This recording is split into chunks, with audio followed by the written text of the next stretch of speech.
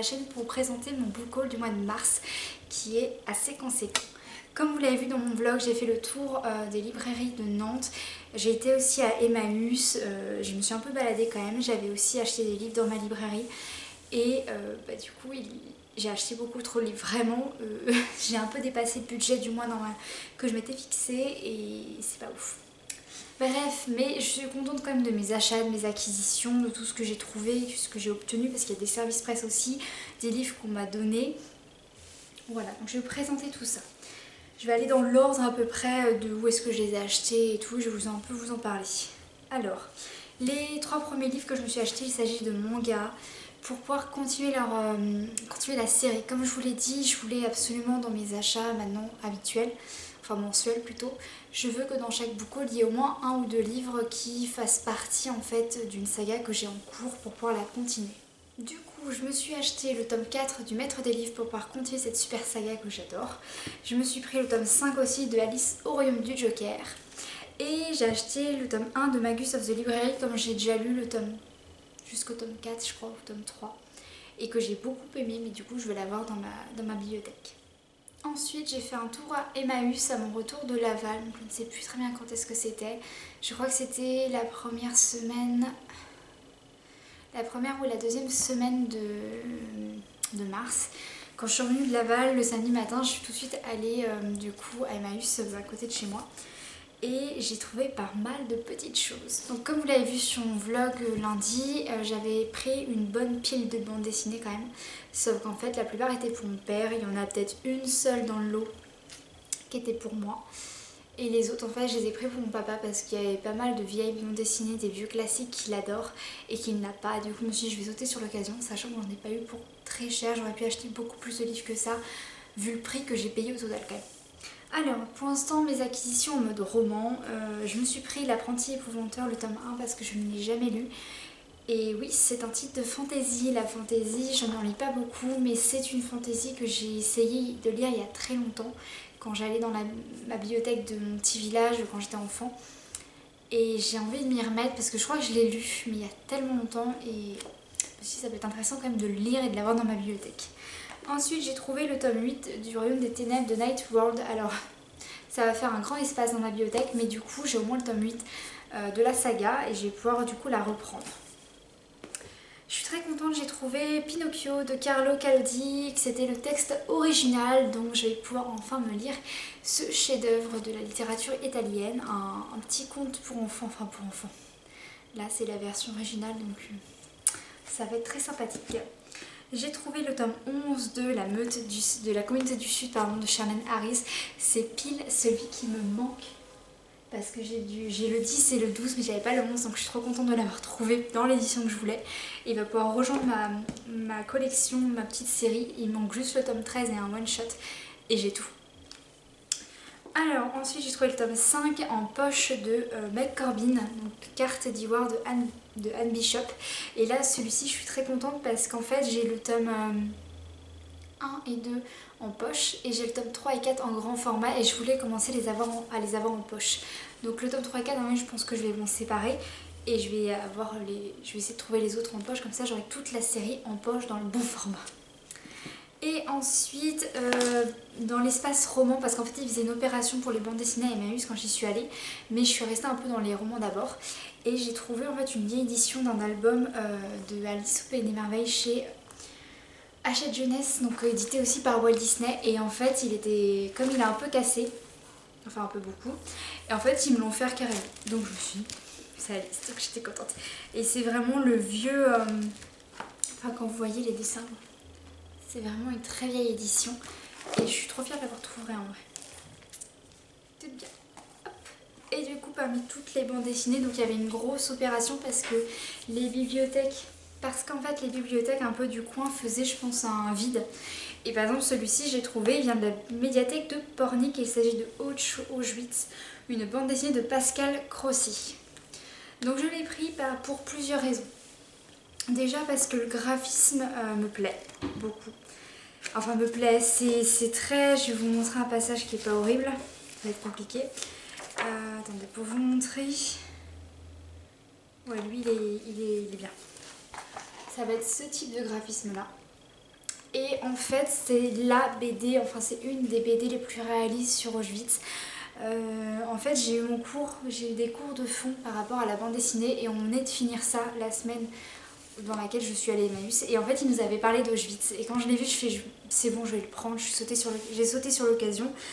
Et du coup ça va rejoindre ma bibliothèque, mais je l'ai lu, elle est hyper prenante. Honnêtement je m'attendais à ce qu'elle soit beaucoup plus dure que ça. Mais je vous en parlerai un peu plus dans mon update lecture qui va bientôt arriver. Pas celui de la semaine pas cette semaine, mais la semaine prochaine, je pense que vous l'aurez en update lecture et je vous en parlerai un peu plus. Donc ça c'est tout pour Emmaüs. Ensuite, après Emmaüs, donc j'ai reçu aussi la box Caro Emma. Et à chaque fois dans cette box coréenne, vous avez donc un petit livre édité chez Piquier. Et là j'avais Qu'est devenu l'homme coincé dans l'ascenseur de Kim Young-ha. Donc c'est le même auteur que la dernière fois.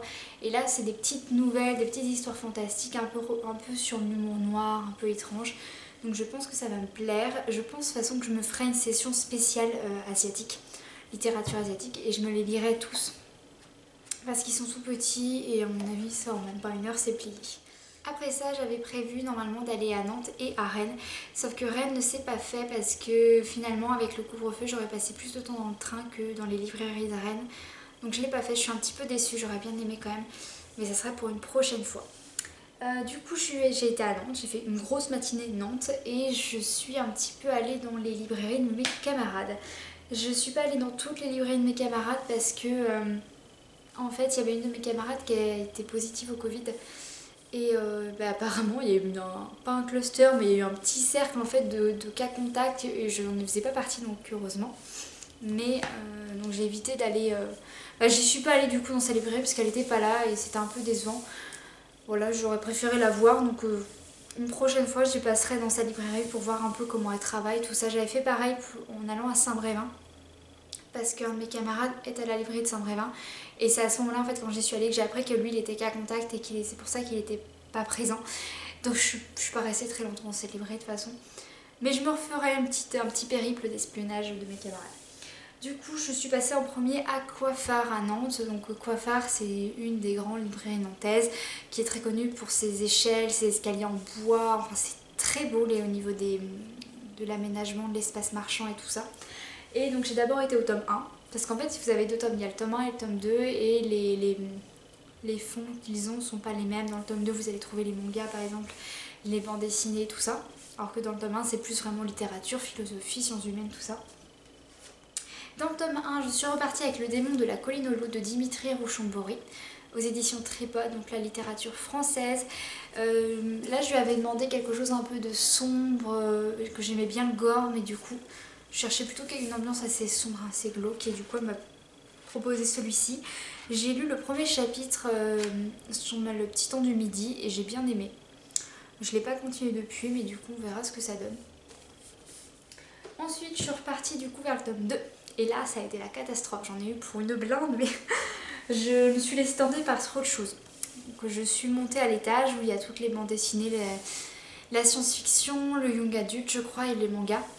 Et d'abord, j'ai craqué toute seule pour Le Royaume assassiné de Alexandra Christo chez De Saxus, que j'en entends parler depuis très longtemps. Je vous avais parlé de sa sortie et je l'attendais déjà avec impatience. Donc du coup, j'ai sauté sur l'occasion pour le prendre et pour le lire. Et les éditions De Saxus, ce sont une maison d'édition que j'ai commencé à m'y intéresser un peu plus parce que déjà, ils vont sortir je vais y arriver, ils vont sortir le livre sur les légendes arthuriennes sur Guenièvre, dont je vous ai parlé dans ma précédente vidéo sur les sorties littéraires du mois d'avril.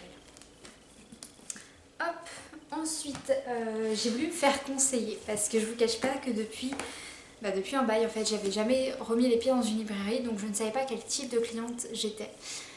Parce que dans ma formation on est obligé de voir les types de clients et j'avais envie de savoir quel type de client je serais. Bon après j'ai un peu craqué, je lui ai dit c'est bon, parce qu'il me proposait plein de trucs et je lui disais bah oui je connais, oui j'ai déjà lu, oui je connais, et j'en ai eu un peu marre, du coup je lui ai dit bon écoutez en fait je suis libraire, donc je suis apprentie libraire, donc du coup c'est vrai que tout de suite il a compris, il m'a proposé des choses un peu plus pointues et un peu plus pas très connues quoi.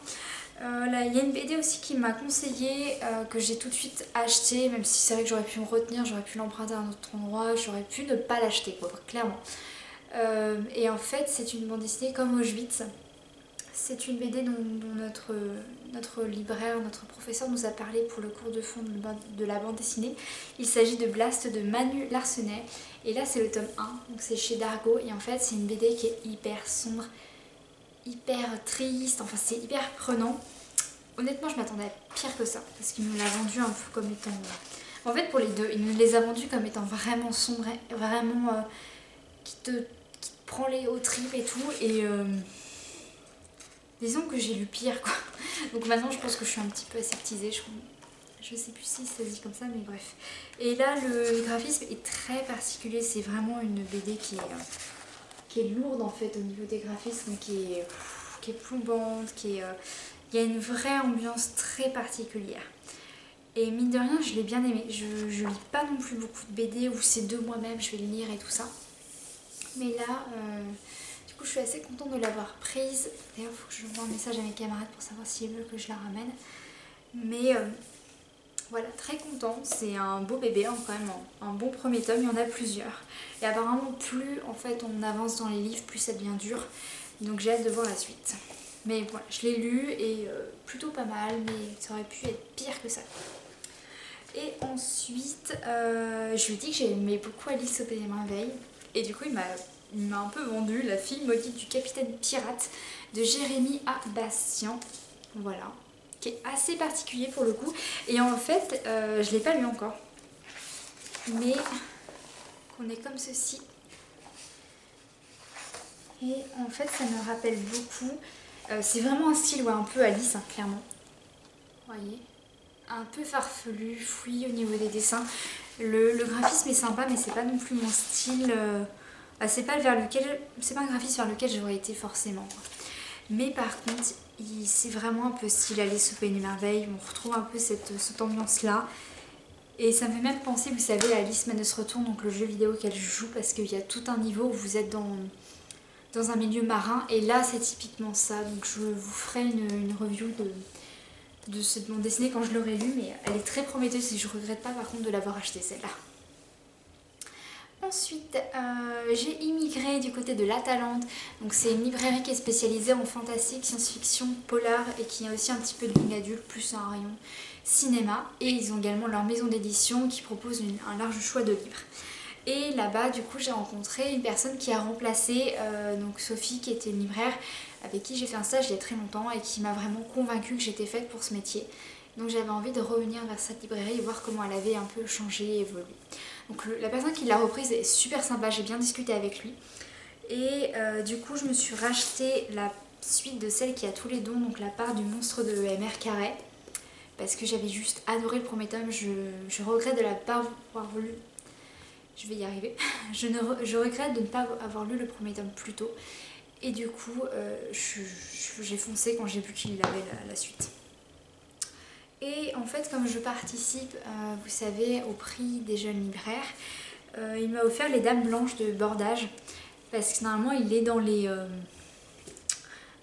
propositions en fait du prix. D'ailleurs, je vais vérifier parce que je ne sais plus si c'est vrai ou pas.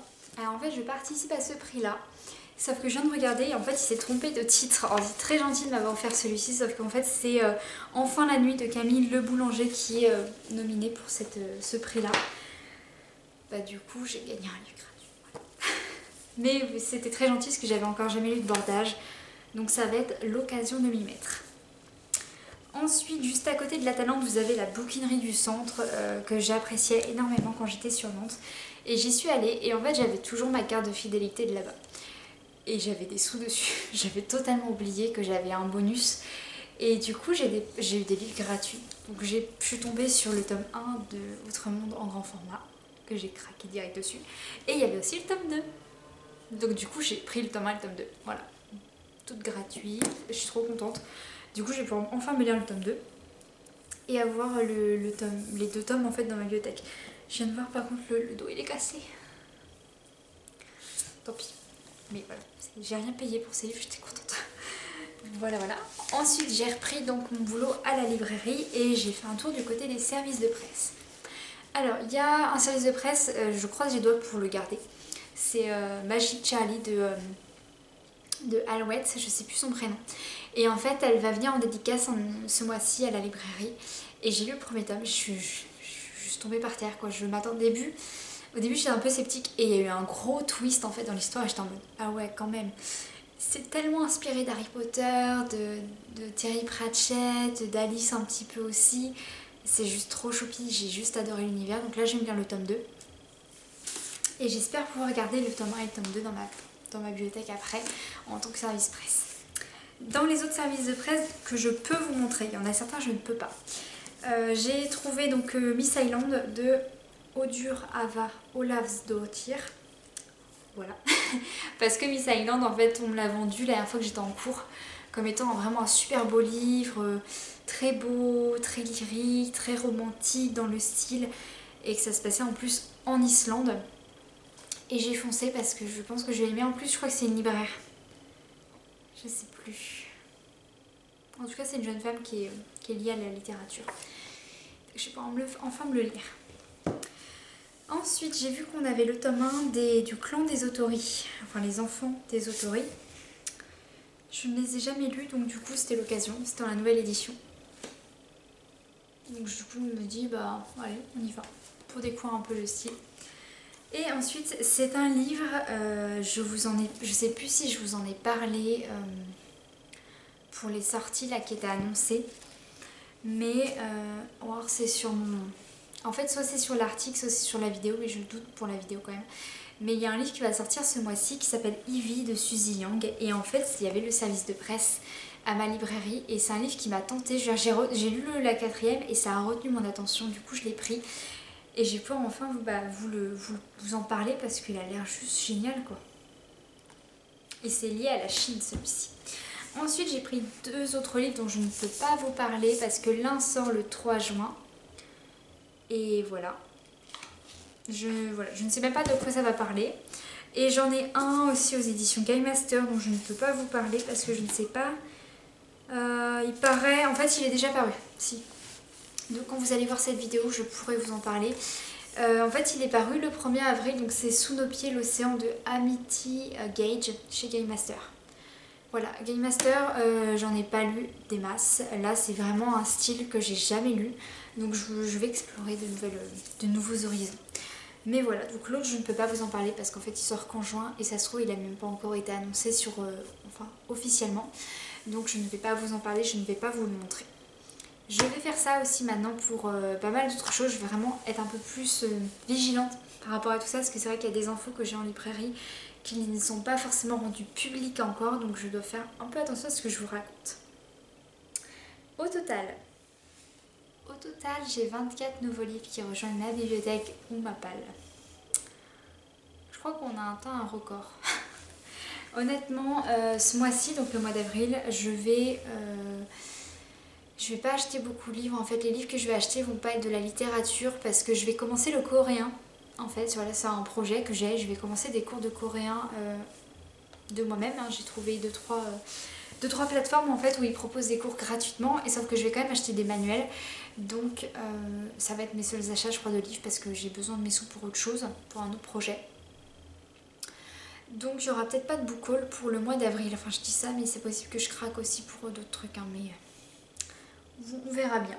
Voilà. Cette vidéo est maintenant terminée. J'espère que ce book haul vous aura plu. S'il y a des livres que vous avez lus parmi ceux que j'ai présentés, n'hésitez pas à mettre vos avis en commentaire. Je serais ravie de savoir ce que vous en avez pensé. Concernant les bandes dessinées, vous allez avoir mon avis donc dans la semaine prochaine pour mon update lecture spéciale bande dessinée. Je crois que j'ai déjà fixé une date, donc il est dans le programme. Vous avez un lien dans la barre de description. Et sinon, je vous dis à bientôt et je vous souhaite une très bonne lecture.